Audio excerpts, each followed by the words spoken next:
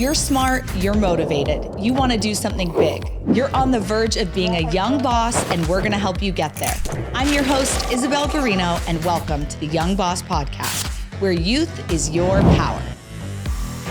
Food is art. Do you agree? This week, we're talking about how food creates community and can provide a little slice of home for refugees, what it's like to become a private chef for an NBA player, whether or not food influencers positively affect the bottom line, and the dirty secrets about food trucks. I am so excited to welcome Patience Titcomb, aka Chatty Patty, the founder, owner, and chef of La Skidi Cafe, the Valley's premier Nigerian kitchen. Let's get it. Talk to me about La Skidi Cafe. What were you doing before you started in the food truck business? Before food trucking, I am still, so I work full time. Okay. I am a hospital administrator. I work for HonorHealth, so 6 hospital health system here in the Valley, and I do continuous improvement work. So continuous improvement is looking for ways to make things more efficient, more effective, essentially finding an easier way to do work. So I've just been in like that healthcare space, and then I'm an adjunct professor at Northern Arizona University, so I teach junior and senior business capstone courses. Wow. When I'm not cooking. Yeah. Okay. So how do you even have time to run a food truck business? 2 years in, I think I ask myself every day, but when you love something, it's true what they say, it's not work. Yeah. Are you guys open 5 days a week, 7 days a week? So since we're a food truck and we do not commit to any permanent locations, we kind of have that autonomy to see when we want to be open and be closed. Okay. So right now we function more so Thursday, Friday, Saturday, sometimes Sundays. Okay. We focus more on like the festivals in town, Taco Festival, the 420 festivals, Food and Wines, USA Today Wine Festival. So we focus more on those. So it's more like a weekend evening gig. Do you think that having a food truck is a good like test for a market to see, did they even want this? It was truly like a test of concept. Yeah. So there's this, it's like I was doing a hypothesis, like, is Phoenix ready for Nigerian food? And one, I work full time. At the time I had just had a baby. She was maybe all of 9 months old. Yeah. And I was like a super brand new newlywed. So I knew that I needed to do something that was going to pull my time, but could not have all of my time. So something that I could still regulate according to what was going on at home. So food truck was great. You have a lot going on, girlfriend. Okay, so I need to know more. You love cooking. Yes. So I'm assuming this started with your love for cooking. Yes. Do you have employees or is it you in there? No, so we've got employees now. And actually all of our employees are either African or even immigrants. Oh, wow. So it wasn't intentional. Kind of, when you get started, you just get like friends and kind of word of mouth, people to refer you to work with you. But that's how we started. And so we've really ensured that we're really staying like true to our niche, which is like being a resource to our African and immigrant African community. That's amazing. Yeah. Do you make them cook for you before? They do. That is the truth. I just, they got to know how to do the spices. They got to know how to do it right. Our newest employee, she was in there showing. I was like, okay, girl, I like this. Yes. Okay. They got to be able to really do the thing. Okay, good. Because I would assume if it's you in there all the time, now it's really stuck to that. Yeah. So being able to get the right people in the right seats so you can run it more hands off. Absolutely. Delegating and just being able to focus on other parts of the business. Yeah. And what you're doing in healthcare, I feel like those skills, very cool job. Those skills have to translate to business ownership. Transferable completely. Just working effectively, looking for new ways to do things, looking for new concepts and ideas. Because there've been multiple Nigerian restaurants. And there was actually a short stint of a food truck out here. That came and failed. Yeah. And I think it's really like understanding where you are, understanding your demographics and how to market to the demographics. We know that there's a gap, that there needs to be more ethnic food, but how do you execute that? And I think my role in like project management and process improvement really helped me be successful in that. It is interesting because I feel like there are not that many strong ethnic food options in the Phoenix market. So do you have certain locations, events that will do better for you? Absolutely. So we find that we absolutely fare well on the east side. So shout out Gilbert, Chandler, Tempe. Okay. Y'all love Chef Patty's food. Yeah, because we have nothing out here, girl. Nothing out here. There were a couple times that I've actually come down to Fire and Brimstone for 12 West Brewing when they were closed.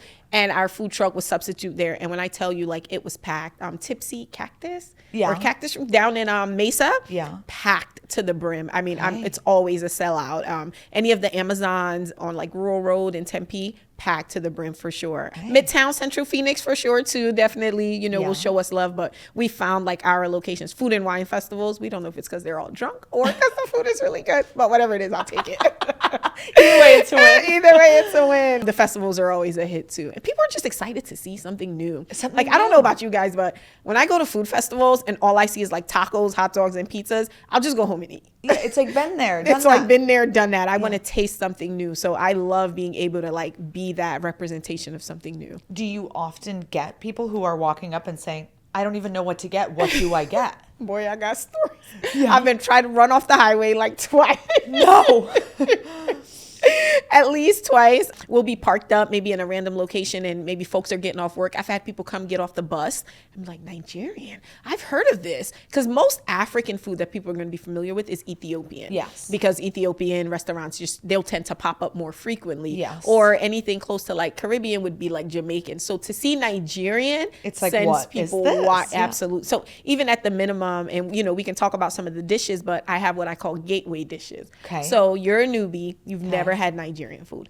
The odds that you're going to order egusi and fufu is slim because that's a cultural food. You eat it with your hands. Sometimes it has like different proteins that you might not be familiar with in there. So you might not opt for that. Okay. You might go to jollof rice because you think rice, but you don't really know what you're getting. The myth is that African food is super spicy. Yeah. So you might not go there. So I've got suya tacos because who won't eat a taco? Right. Suya is a peanut-based spice rub that originates in northern Nigeria, but that's all it is, a spice rub. So I can add it to anything. So carne asada, duh. Yeah.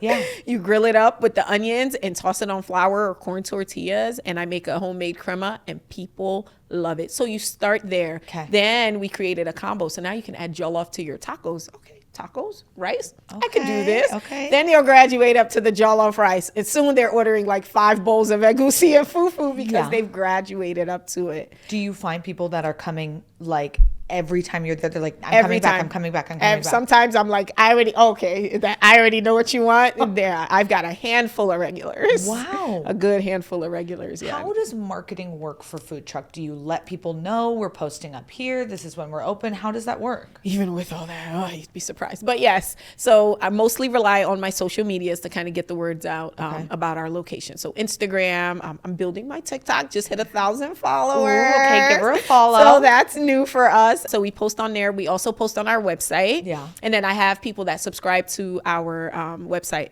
So I'll send out notifications for even day of, like a little push notification of where we're going to be. Yeah. Okay. Yeah. Some locations, I'm thinking like Hawaii, for example. When I've gone to Hawaii, they'll have food trucks, but they're like posted up there. More permanent. Yeah. But they're still food truck style. Do we don't really have that. No, we don't really have a food truck park. Do you think that there's going to be one coming? I think that there's definitely going to be one coming. They're trendy. They are very trendy. There's been talks of some in Tempe. Other than I think like at Grand Canyon or at Arizona State where you kind of have the ones that are more stationary. Yeah. We don't have anything. But a food park is like all the rave. All the rave. I know that they replicate that at the Sam's Club in Peoria because I live further up north. Okay. And every Friday, even through the summer, they ran it this year. Wow. They have been consistent. And so people just love knowing that they can have a place to take their families and eat new foods. And they do a really good job of like rotating us so that you're able to get a little bit of everything. Yeah. Okay. Even some Fridays, like we're not cooking, we're going to the food park. That's really cool. I do think that they are hotter than ever. And when I go to a new city, I'm like, that's where I want to go. That's where you want to go. Or like a food hall. You're getting local eats. You're not just going to the top restaurant on Open Table. Like, no, I want to get what everybody else is eating every day. Yeah. Okay. Talk to me about financing this. Like, did you use your own capital? Did you get a loan? How? And obviously you have to buy the truck, but then food and cooking materials and all of this. So there's some expenses involved. Oh yeah, lots of expenses. Okay, let's talk to me about it. How'd you get started? The not so fun part. So we started in a pop-up method. Okay. So most of that overhead was really low unless you're paying for like a vendor fee. But with that came the special permitting fee from the state. in the city. So depending what city you would go to, you'd have to set that up. So after that kind of got old, we decided we were going to do the food truck. So food truck costs roughly, you're looking at about $50,000-$60,000 for the cost of the food truck and gutting it and rebuilding it, or you're buying something as is. And sometimes those can be even more expensive because people are going to charge for the equipment and accessories and things that they have in the food truck. So when we got started, got a quote of about $55,000 in full transparency. And I was like, nope, don't have it. So I was able to come up with half. And I went to a community development financial institute. So these are small financial organizations that are backed by the SBA that give small businesses with no capital. You don't even have to have a profit and loss sheet a chance. There's collateral, of course, but very low, sometimes no interest rates. So and that was just a part of just researching YouTube University for real, because everything is on YouTube. I Googled, I saw the name CDFI, looked up CDFIs in Arizona, and we were able to land the loan. I cannot remember the name of our lender. Prestamos CDFI. They are CDFI certified to operate business in Arizona, and they have money. So y'all should go get some. You go through an interview process. You have to make sure you know what you're purchasing is for your business. The funds went straight to our food truck builder. But with that, I was able to secure it with my deposit. And upon completion, we were able to have the loan. So the remainder of like equipment and things like that, came from me. But I would have rather spent like $3,000 than $30,000 for sure. So that's been such a good resource. And we've gone back and borrowed more money as we've been scaling. And they're super excited to work with us throughout the growth of our business. Super cool, and a great resource for people who are just getting started, who don't have that. And they're saying like, I could put some of my money in, but when I put all of it in, now I'm, what if something happens? So I love that. Did you have any mentors along the way who guided you and helped you during this process? So unfortunately, I'd have to say the mentors came after. Just for me, there just wasn't anyone that I knew in the space that I could talk to who was doing it. There were other like business owners. I love podcasts. So Side Hustle Pro is one that I absolutely love to listen to. And I would just listen to their stories of resilience and how they did this and how they moved and how they got through the pandemic. And I just really used that, plus the resources that's all over the web to just kind of get started. But as I got started, the mentors started to come as I started to step into the spaces. You told me that, one of your mentors is a pretty the popular mayor of Gilbert guy out here in these parts. Talk to me about your relationship with him and how that even started. Last year, I won Off the Menu. It's a food and beverage concept, kind of like mentorship program that is led by House of Form. And I won it last year, and it came with a mentorship with some of the movers and shakers around Arizona. One of them being Joe Johnston. And my first, chat with Joe was only supposed to be 2 hours. We spent the whole day together. Oh, wow. And he was just so resourceful, so kind to share the tools and the tips and the trade with me, just letting me in, meeting his family, and just always available. If I had the stupidest question, and Joe was like, there are no stupid questions. Any question that I had, how to get a permit, how to get into this, how to talk to this person, just strategizing, negotiation. He has just been super resourceful for me. And we still continue on. So hopefully when we're done, I should go over and grab some lunch. Hi. Yeah, go say hi, because they've just been incredible. Melissa Anaya with Eat Drink AZ also. She helped me with my hashtags on social media. Something so small has made such a difference in how we've been able to engage with our followers. What did she teach you? The hacks. You're gonna have to take her class. But just how to market to the proper demographics and using like your analyzing of your data, which is something that I do in my professional career that I've been able to use to implement into our food truck. So cool.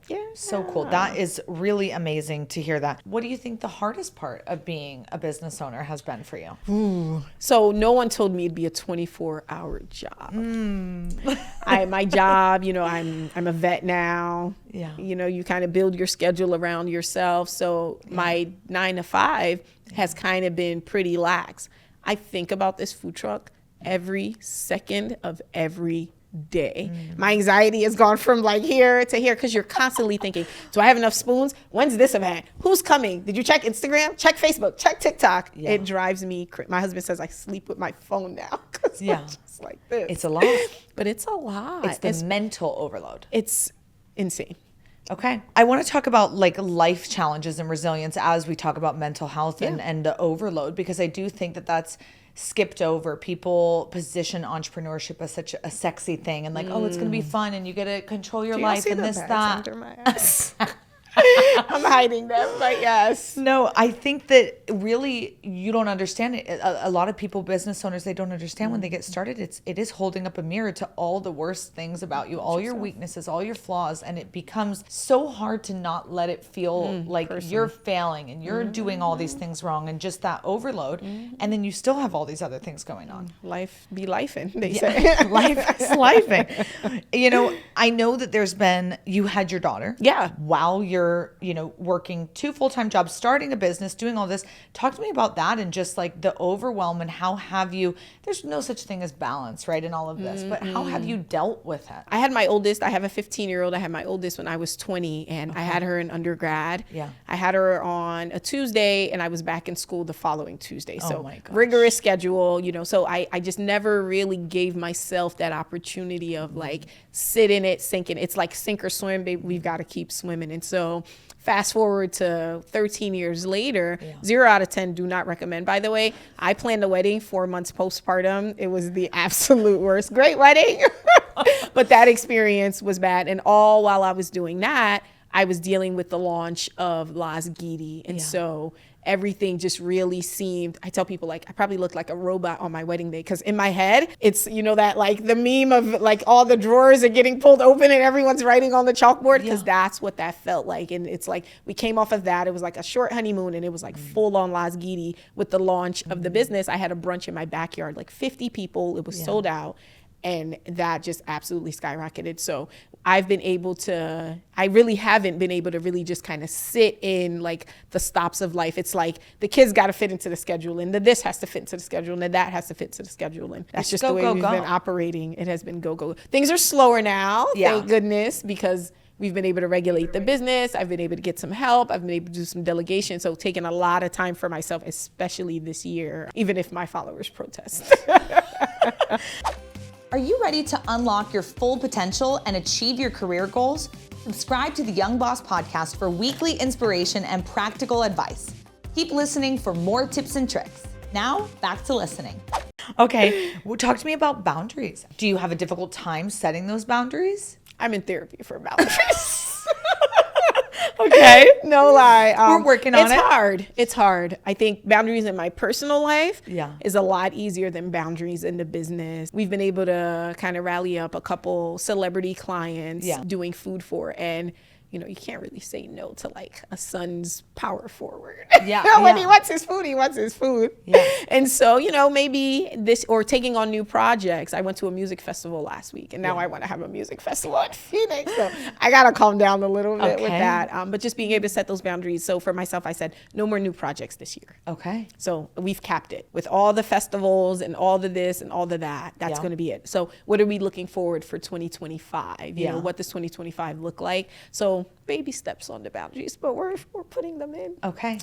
Do you think that the scale and growth means more food trucks, more times and dates available, or is it a brick and mortar? Like, that's what direction do you go? $1 question. I probably get asked that question more times than I would care to, because I don't know. You don't know where you don't know. I don't know. The demand for multiple food trucks is there. I think because we have such a great season that's long in Phoenix, because by October, everyone's back outside till about April. Yeah. And so that's a lot of months to really be out there, and everyone's scheduling. There are only but so many weekends in a month. Yeah. So we're almost always double booked, to the point where if we have a food truck at one place, we're doing a pop-up tent at another. Oh, wow. So we're that double booked. So you have the demand. Oh, we have the demand. We can't even meet up with what's being asked of us at the moment. So the sound of another their food truck sounds good, but food trucks come with their own expenses. Our truck needs 4 new tires, so if anyone wants to donate, my Cash App is Last Kitty Cafe. Because tires on a truck are not cheap. No. You know, there's the maintenance on the truck, the insurance on the truck. You've got to have your hood and your vents cleaned twice a year. There are permits. Every city's got its own taxes. The state of Arizona's got taxes. This is breaking, that's breaking. It's a lot. It's a lot.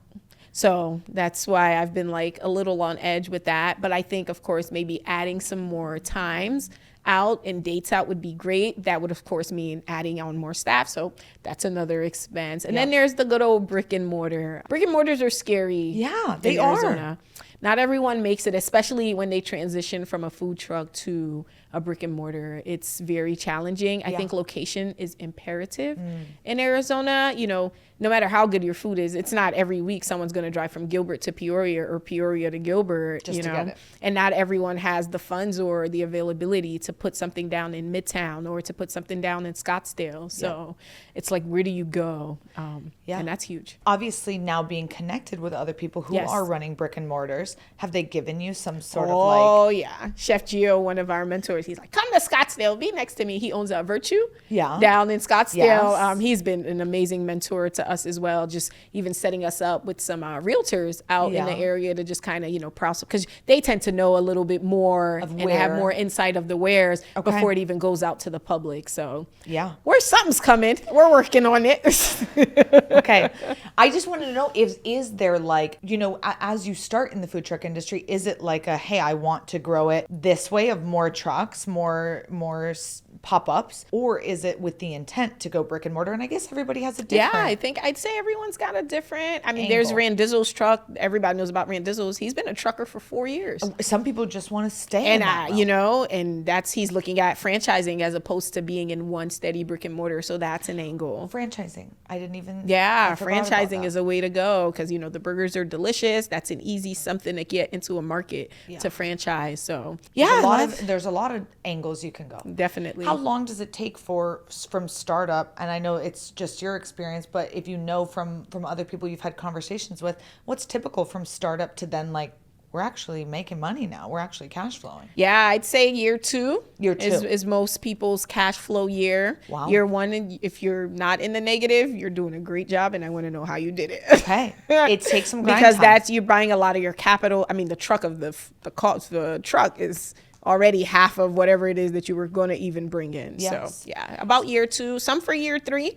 Some need year two to really just kind of get rock steady. So having all of that capital saved up to get you through those first 2 years is imperative. It's imperative. That's why I work 2 jobs. Yeah. Okay. Good to know. What is your advice to someone who would be new getting into this business, a new business owner? What advice do you have for them? One, definitely make sure that this is something that you want to do. There are days where my legs feel like spaghetti noodles and I have to wear my compression socks. I never had to wear compression socks before. But because I can feel my legs are like spaghetti noodles because I've been up cooking the entire day. Yeah. Have your family support. My husband and my kids have been remarkable through this journey because sometimes I feel like I'm never there. Yeah. Today I got up, it's his day off. I'm like, oh, gotta go to Gilbert. See you later. Yeah. He's like, all right, bye. Because he knows. So making sure that you have that support from family, friends, whoever it is, and do your market research. I tell anyone that wants to start a business, don't skip market research. Yeah. You can even buy the truck, but don't skip market research because you need to understand your market, where you are, where the opportunities for you are to get out there, who your demographics are that you're going to be selling to, whatever it is that you're going to be selling. That is key to me in starting a business. Has there been events that you've signed up for and if they have not been good for you? Yeah. Okay, so is it just like a, damn, this was a learning lesson and like, we're never going there again? Or is it like a, what did we do? Oh, it was a darn, we're probably not going there again. I think a lot of these festivals that are coming up overpromise and they don't do their part on the marketing. On the amount of people. And so they go and they get 15 food trucks together so that they can, and food truck costs are not cheap. No. You know, event fees for most truckers now are a standard $250 or $300 or 15 to 20% of your sales at the end. Yeah. And don't forget to factor in your tips, your staff, and the food that you cost and pay yourself. Yeah. So sometimes you're coming out of events making $500. Like, is it worth? Yeah, blow. Yeah. Yeah, that low sometimes. So I think making sure that you know who you're getting in business with. There was actually a festival out here, Mesa. We aren't gonna name any names, but I stuck to my gut on that one. I just knew that it was not going to be successful, and I had a lot of poor friends that got themselves into it, and it was a total bust. I'm talking selling like 6 things for a duration of like 8 hours. Oof, that's paying rough. like $350 to be there. Yeah. I Not stuck good. to my guts on that. I did. Good. It's interesting because I'm thinking of just my customer experience going up to food trucks when they are at an event. Is there a ratio of this where you're like, we need X amount of people and there's going to be X amount of trucks, and then that will tell me this probably is a good event? Good event, yeah. So I look at, so if you're charging individuals to come to your event and you still want them to purchase food, the turnout's going to be low. So we tend to stay away from those. Okay. If I'm going to be at an event, likelihood is that it's going to be free to the people, because I need you to free up your coins to come to my food truck, not to come to the event. Yeah. Making sure that it's a place with like good parking that's really good and accessible. The weather plays a factor. I mean, we're closed in the summer. So I take a 3-month hit in the summer. But it is entirely too hot. You can't tell me, unless you're promising me like $2,500 that day, I'm not coming outside. It is way too hot in Phoenix. Our first day out is September 6th. It'll be at least a little cooler in the evening. You know, we're able to manage into October, November, December, when the weather gets a lot better. Okay. Yeah. That's really interesting. What's one of the biggest mistakes or failures you've had in business? Like bad events, but like anything even more than that you're just like, yikes, that was a hit. Yeah, we've had a couple of those. And I love being a transparent person. So at a festival, it was my very first one. Yeah. Food festival with over like 4,000 attendees. There were multiple trucks, but ours was a hit. And our fryer went down. Oh. And thankfully, we keep a small fryer on the truck, but we just were not getting the food out fast enough. So, I mean, I think I was prematurely moving that chicken a little too fast, and the customer came and ordered our wings, and his chicken was raw. Oh, no. I wanted to shut down the truck and go home. I'd never been so, like, I was stuck. Yeah. That was like, whoa, okay. And people were like, no, it's okay. We'll wait. Take your, like, I was sobbing. There was... There was a little group around me. They're like, it's okay. It happens. And so, I apologized and I offered them something else, but I ended up giving them a refund. And they've come back since then. So shout out to you guys for trusting me. Okay, good. But that was a big moment for me. Yeah. That just was trying to race. Because, I had a long wait and I was just trying to move the customers along. I'm like, we got this. And like, that was a tough sell for me. Paying influencers too much. Okay. I have had a couple opportunities that I should not have taken with some food influencers. Some of them have been great for marketing, and some others, I think I was so in a rush to get the name out there that I was willing to do anything with anyone at any cost. And I soon realized that wasn't the way to play the game. So I feel like the food influencer market is getting big. It's huge now. Especially with TikTok. Yes. And I hate to say this, but literally we went out to a restaurant last night that I found on TikTok. My babysitter, I come home, she's like, how was it? And I was like, it actually wasn't good. And I was like, this is like the 3rd or 4th TikTok recommendation I've tried that's not good. So now I don't trust any of them because I know that they're just getting free food or getting paid or whatever to post about it. And they make it look so cute and this, that, and the other. And I walk in and I'm like, this was not even all that. No. If I want to spend $150 on a dinner, I want to spend it on somewhere that I know I'm going to love. Yeah. So it feels very frustrating with the foodie influencer market. And you could say that about anything, about makeup, about this, about that. But specifically food, I'm like, come on. It's food. It's food. I totally can relate. I think a lot of it are those brand partnerships, right? Their job is to make the food look good, whether they think it's good or not. Yeah. I think there are some authentic food influencers, foodies, food critics that are out there telling the gospel truth about food, that are supporting like the real small local businesses and really being intentional about the work that they're doing. So I think it's just about, and you'll start to see some trends. So, you follow the ones that are after, like, you go to 3 places and it's good, you stick with them. Yes. That's apparently I'm looking at the wrong person. Yeah. I'll send you some. Please do, because this is not good for me. Anything you wish you knew before you got started in business? That it was a 24-hour job. Yeah. I know you. I think on Instagram and TikTok and everywhere else, you know, all these like the young bosses and I'm a boss this, and I'm thinking like folks are working 12 hours a week and they're in Paris and on yachts in Croatia and in Split, but no, they're working. At 2 a.m. they're working. At 5 a.m. they're working. 10 p.m. Yeah, it is a real 24-hour job. So if there's anyone out there that's got a great idea and really wants to execute it and be good at it, just be prepared to work a lot. Yep. Okay, tell me, do you think youth has been an advantage or a disadvantage in business? I think it has been advantageous for me. I think a lot of my mentors, well, yes, a lot of my mentors are much older than, not that much, but much older than me. And I think that the wisdom that they've been able to pour into me, tell me the mistakes that they made as they were, you know, some have regrets about leaving their families behind and pursuing their careers, and some don't. Some have regrets about not taking that opportunity that looks like something that might be coming to my table, so they might know a little bit more than I do. So I think youth has definitely been, and you have to be physically strong so that you can be doing all this work that you're doing.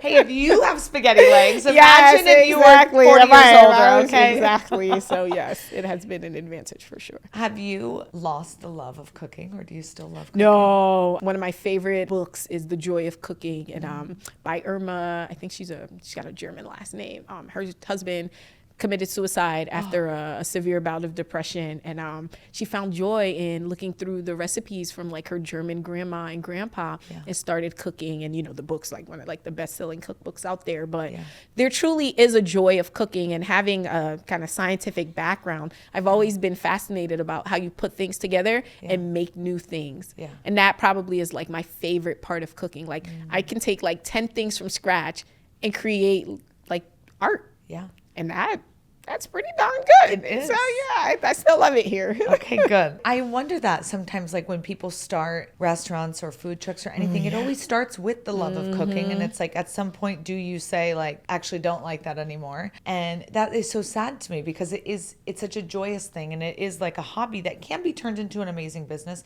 but you don't want to lose the joy of it. So Absolutely. I'm happy to hear that. I think I love that about, you know, Chef Randy for Randizzles. He really loves making those burgers. If you ever get an opportunity, not to stand in the line, but hover around him, he is like face down on that grill for 4 hours. Do you know the level of heat? And it's like sweatband drenched, and he does not move.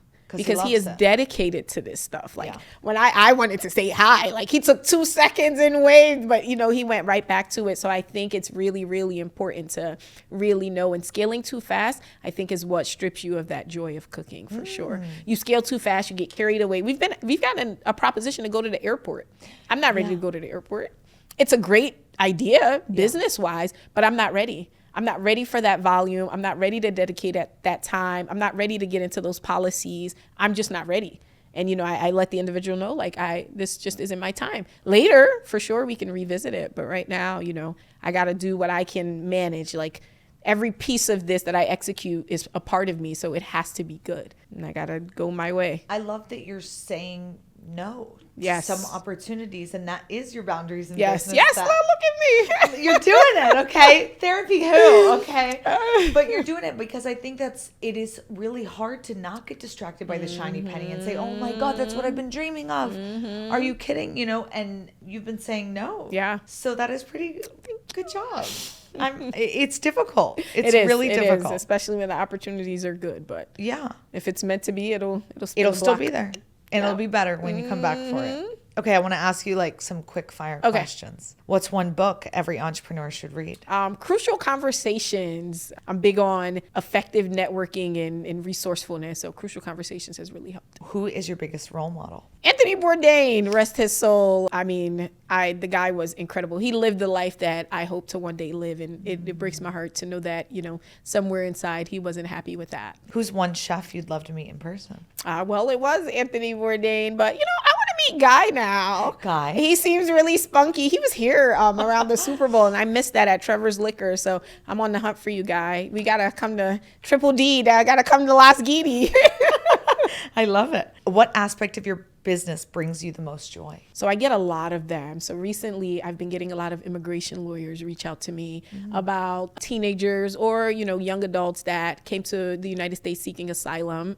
So if you guys don't know, I'm an immigrant. My family brought us over when I was 8 years old. I was born in Lagos, Nigeria. So I remember what it was like with family support, having English as a second language. I couldn't imagine what it was like coming here alone to a country where I didn't know the language. The people didn't look like me. So much change and variation. So I'm getting a lot of immigration lawyers reaching out to me about these kiddos, and they're just looking for a taste of home. And the fact that I can be part of that journey breaks my heart. That's man. really, I like that was my boom right moment. That was my, I mean, it has really, sometimes I'm like, wow, like me? Like you can get a taste of home with me? Yeah, it's been good. Yeah, it's really special. That has been good. That is really special. And wow, it is true, because they come and everything looks different, feels different, tastes different. And to just have that taste of home is something that can just make them have a moment of, I'm going to be okay. Yeah. Like I can get through another day. I know someone now. That looks like me, speaks my language, makes food like my mom or my grandma. Yeah. It's been good. That is beautiful. Talk to me about the Airbnb experiences that you do. Yes, so we are rated one of the top 10 Airbnb experiences in Phoenix. We have a full immersive cultural cooking class that you can book on Airbnb. It's a 5-minute quick history lesson about the food that we'll make, about myself, a little bit about Nigerian culture, and it's hands-on. So you're making my signature jollof rice from scratch, and then we pair that with the protein and a side dish. And so you can kind of mix and match the dishes. You can come in and give me ideas of something that you want to learn also, and I can execute that. That's a good time. We have a little bit of wine, a couple good laughs. You hear me go on and on and on. So it's a good time. Yeah. Okay. Well, Chatty Patty, I feel like that is the perfect combination of your love of cooking, and your love of sharing, and now being able to teach people about your culture, and that's really cool. It's like a storytelling immersive experience. That's so fun. It's a good time. Okay, what does being a young boss mean to you? Yeah, so a young boss to me is someone that is a waymaker in their community. I find sometimes I'll get a lot of messages from younger women, seniors in high school. We've taken our food truck down to Gilbert High, and the girls just really feel like they can relate to me because I'm not that old, right? So, just really kind of being able to bridge that gap between, the young adults and entrepreneurs, young entrepreneurs like myself, letting them know like, hey, look, 8 years from now, like I started this, you can do this, it's not that far out of reach. So just kind of being that way maker in your community and for your people. I love it. Awesome. Would you rather scale fast or slow? Oh, slow. Slow I think I knew that always wins that race.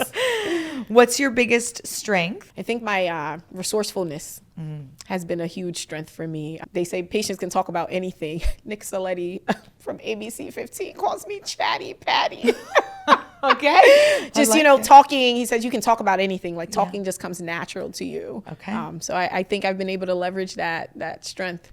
Okay, and tell us, where did Las Guides get its name? Yes, so Las Guides is a slang word for Lagos. The Las is for Lagos, not the capital, but should be. Yeah. And Gidi in the Yoruba language, the tribe of Nigeria that I'm from, means strong. And so Las Guides essentially means Lagos strong. And I feel that's what embodies my food, my business, all of me. We're Lagos strong. Las Guides. Well, you're bringing the Nigerian flavor to Phoenix. Yes. Thank you for that. We need more ethnic food, so I appreciate that. Thank you. And just being a pillar in the community, doing something so different. You are like a true hustler. Like, yes, girl. Really. Keep hustling. Really doing the thing. Thank you for sharing. Where do people find out more about you or come get a taste? Yeah, so we're back out on the road September 6th. I think we're at ASU the 6th, and on the 7th, check the website for our full calendar. Yeah. LasGuidiCafe.com. We're also on social media, Instagram, Las Guidi Cafe PHX, on TikTok, Las Guidi Cafe. We're also on Threads now. That's been really fun too. Okay. Las Guidi Cafe. Yep. So I love it. Kate, give them a follow, give them a like, and we'll have to go try the food. Yes, we'll make our way to Gilbert this year for sure. Yes. Awesome. Thank you for coming on the show. Thank you.